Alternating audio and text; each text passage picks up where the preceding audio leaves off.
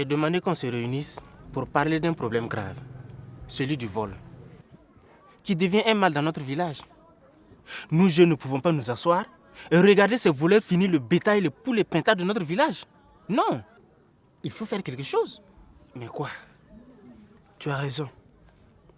Dans certaines contrées, des jeunes gens et même des personnes âgées se regroupent dans le but d'arrêter et les voleurs de femmes et les voleurs de bétail.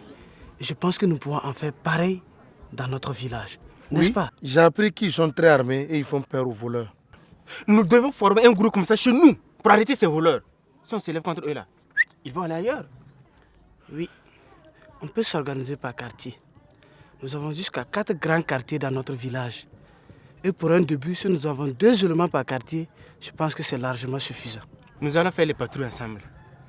Les membres dans les quartiers fourniront des informations sur les suspects. Moi, je possède un fusil.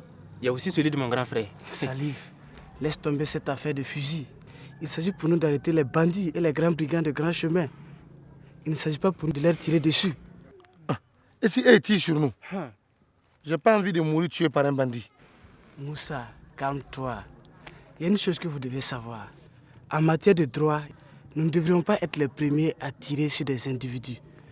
Sinon, ce seraient nous les agresseurs qui auront tiré contre des innocents. On ne peut tirer qu'en cas de légitime défense.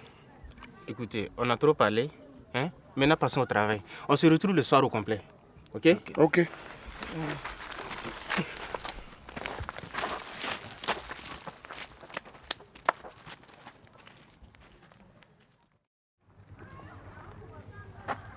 Nous sommes 10. C'est bien plus qu'on l'espérait. Alors, nous allons organiser les patrouilles. Oui, on peut s'organiser maintenant. Mais avant tout, il nous faudrait d'abord informer le chef de notre initiative. Lui, à son tour, se chargera d'en informer les anciens du village. N'est-ce pas? Oh Jean, tu aimes trop de protocoles. Moi, je ne vois pas qui dans ce village peut s'opposer à notre initiative. Son fils Madila est parmi nous ici. Ce qui veut dire qu'il est au courant. Certes, Madi est avec nous. Mais il nous faudrait informer particulièrement le chef. Imaginez-vous que l'une de nos patrouilles rate. Ils peuvent décider de nous soutenir ou de ne pas le faire. Tout simplement parce qu'ils ne seront pas informés de l'existence de notre comité. Jean a parfaitement raison. Moi, je n'ai rien dit à mon père. Et d'ailleurs, qu'est-ce qu'on peut faire dans ce village sans nous en informer le chef? Et en plus, c'est pas parce qu'on a décidé de former ce petit groupe-là qu'on doit ignorer les règles et puis les vieux. Vous-même, vous le savez. Bon, trêve de commentaires. Demain matin, nous irons voir le chef. Voilà, demain matin, on va voir le chef. Ok, on y va.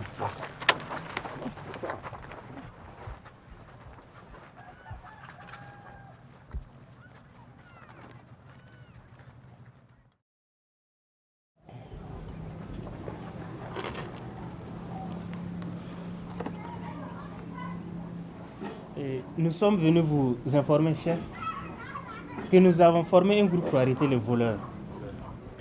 Et mes camarades m'ont choisi comme chef. Et nous constatons que les vols de bétail, de volailles et même dans les maisons sont devenus nombreux. Et nous voulons protéger le village des voleurs et des grands bandits. Vous avez très bien fait. Les policiers et les gendarmes font tout ce qu'ils peuvent. Mais ils n'arrivent pas à éradiquer le vol et le banditisme dans nos villages. Je vais en parler au chef de famille ce soir. Ils vont voir leurs jeunes pour renforcer votre groupe. Vous avez ma bénédiction. Et je vais offrir des offrandes pour que vous soyez protégés. Merci beaucoup, chef. Merci beaucoup, chef. Et nous vous remercions, chef, pour vos bénédictions. Et nous commençons ce soir même. Très bien. Seulement, je remarque que parmi vous, il y en a qui sont habillés en guerriers. Vous portez des armes. J'attire votre attention sur l'utilisation des armes. Je ne vais pas entendre que vous avez blessé quelqu'un ou vous avez tué quelqu'un. Hein? Vous pouvez prendre des torches, des sifflets. Voilà. Celui-là, c'est le sifflet de mon grand-père. Je l'ai toujours sur moi. Je vous le prête. Qu'il vous accompagne. Vous pouvez partir. Merci beaucoup, chef.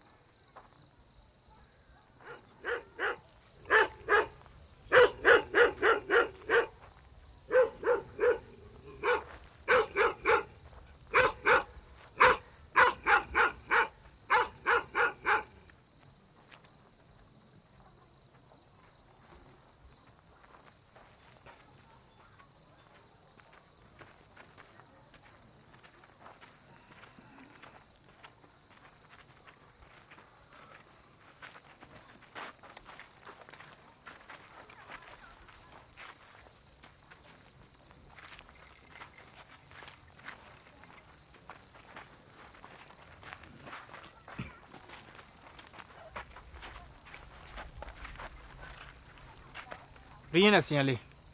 Maintenant, nous devons faire le tour des enclos de bétail. Et pour cela, formons 2 groupes. Comme ça. Voilà. C'est bien. Mais avant tout, je voudrais encore revenir sur les propos du chef quant à la question de l'utilisation des fusils. Le chef en a parlé. Et moi, auparavant, je vous en avais parlé. Attention à ne pas être les premiers à tirer. J'ai un sifflet ici. Si vous entendez siffler par 3 fois, c'est la preuve que nous avons eu un voleur. Ça peut aller ainsi? Oui. Et attendez, moi je ne comprends pas. Pourquoi tous ceux qui ont les fusils sont ensemble? Il faut que chaque groupe ait un fusil. Bon. Donc, toi tu vas là, toi tu viens ici. Ok, c'est bon? Oui. Je pense qu'on doit laisser 2 personnes pour surveiller les entrées des villages. Et l'un d'entre eux devrait avoir un sifflet. Non, attends. Toi, Jean, là, ton affaire de sifflet est si sérieux que ça? Dis-toi que c'est pas au ballon qu'on veut jouer là. Ce sont nos vies que nous mettons en jeu. Les bandits, eux, n'ont pas de sentiments. Ils t'attrapent, ils te tuent. Moi, Salif, je ne vais pas jouer avec un voleur. Ok. Bon, on y va. Ça marche.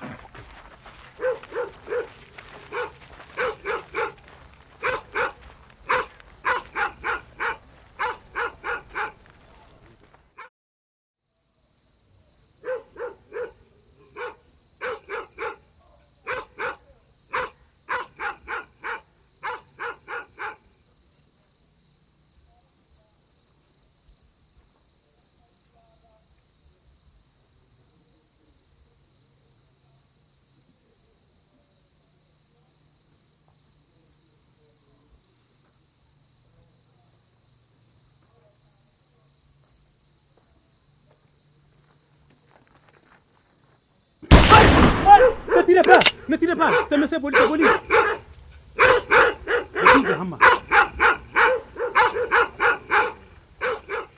C'est quel fou qui a tiré là?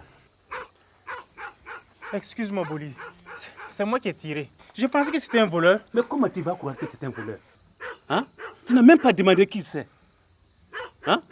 Et nous avons décidé de garder notre part, tout déroule maintenant.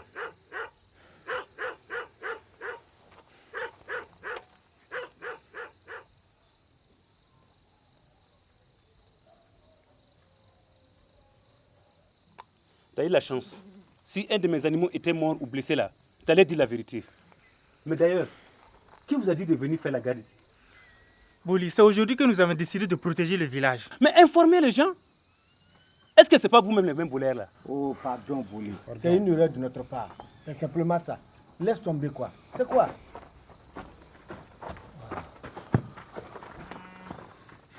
Qu'est-ce qui se passe ici? C'est ce malvoyant de Salif là qui a failli me tuer. Ah, Salif, tu comprends maintenant que n'importe qui n'est pas autorisé à avoir un fusil. Il faut savoir l'utiliser. Ne pas être un nerveux qui tire à tout bout de champ. Boli, oui? Pardonne-le, ça ne se répétera plus. Boli, pardon. C'était juste une erreur.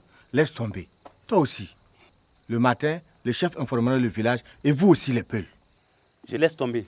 Mais Madi, ne mets pas à part les Peuls. Je ne veux plus entendre parler le village et aussi les Peuls. Ok, Boli, j'ai compris. Je ne recommencerai plus. Ok. Je vous souhaite du courage. Ok, merci. Nega, on y va.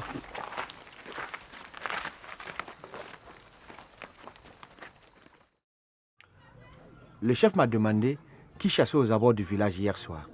Je lui ai dit que le tir venait de notre part. Et c'est une erreur. Mais il n'y a eu aucun dégât. En ce moment même, il est en train d'informer le chef de famille de la création de notre comité. A-t-il encore parlé des armes? Bien sûr. Il m'a demandé de vous dire de ne plus utiliser les armes. Que seules les forces de l'ordre peuvent nous permettre de les utiliser en nous disant comment et quand le faire. Hey, dans notre famille, nous sommes des chasseurs. Mes grands-parents, mes parents n'ont pas eu besoin d'autorisation pour tuer les animaux. Cela fait partie de nos coutumes. Aïe, vos histoires d'Africains blancs là, me fatiguent. Vous parlez de l'ancien temps. Vous voulez ou vous ne voulez pas ou, la loi c'est la loi. Et ça là, ça s'appelle détention et port illégal d'armes. Celui qui se fait enfermer, c'est son problème. Je crains qu'en cas d'accident, les autorités suppriment notre comité. Dans ce cas, que ces gens-là viennent faire la garde au village. Hé, moi je vais au marché. Hey, moi aussi, je vais même chercher des termites pour mes poules. Tu vois des gens comme ça là. Comprennent rien quoi. Désolé. On y va.